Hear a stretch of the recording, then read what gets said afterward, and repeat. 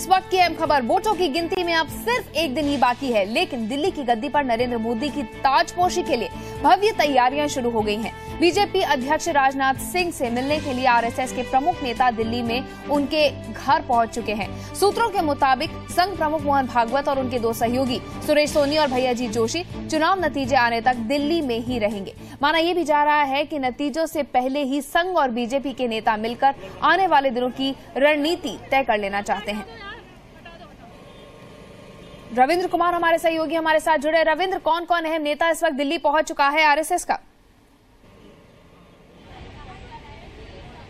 देखिए नंदिता, अभी राजनाथ सिंह के घर पर सुरेश सोनी जो बीजेपी और आरएसएस के बीच में कोऑर्डिनेशन की भूमिका निभाते हैं, वो कोऑर्डिनेट करते हैं। जो बीजेपी की राय होती है वो संघ को पहुंचाते हैं, संघ की हिदायत होती है वो बीजेपी को पहुंचाते हैं। उनके अलावा रामलाल हैं जो संगठन महामंत्री हैं, और सौदार सिंह जो संगठन मंत्री हैं।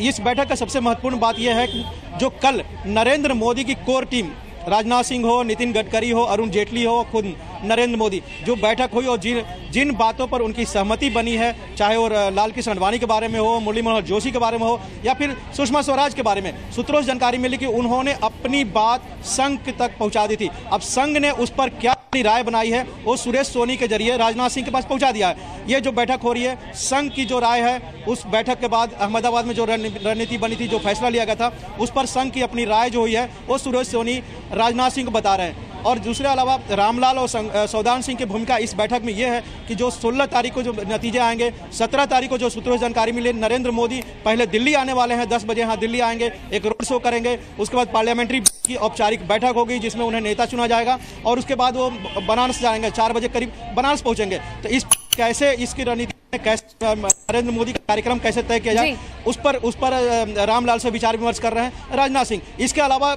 एक पार्लियामेंट्री पार्टी की बैठक होगी, एनडीए की बैठक होगी, उसका टाइमिंग क्या हो, कहां पर बैठक होगी, कौन कौन लोग शामिल होंगे, कौन कौन लोग को इन्वाइट करना है, इन सब पर रामलाल सौदान सिंह के साथ राजनाथ सिंह बात कर रहे हैं। लेकिन सबसे महत्वपूर्ण यह है कि अहमदाबाद में जो मोदी की टीम ने फैसला लिया, संघ ने अपनी राय और हिदायत उस राजनाथ सिंह के पास सुरेश सोनी के जरिए पहुंचा दिया। बिल्कुल रविंद्र, आप इस खबर पर नजर बनाए रखें। तो साफ तौर पे रणनीति ये बनाई जा रही है कि जब 16 तारीख को नतीजों का ऐलान होगा, उसके बाद किसी तरह की देरी ना हो, सारी प्लानिंग एडवांस में ही कर ली जाए। इधर मोदी सरकार में लाल कृष्ण आडवाणी के लिए बड़ी जिम्मेदारी तय हो चुकी है। सूत्रों के मुताबिक आडवाणी को लोकसभा स्पीकर बनाया जा सकता है।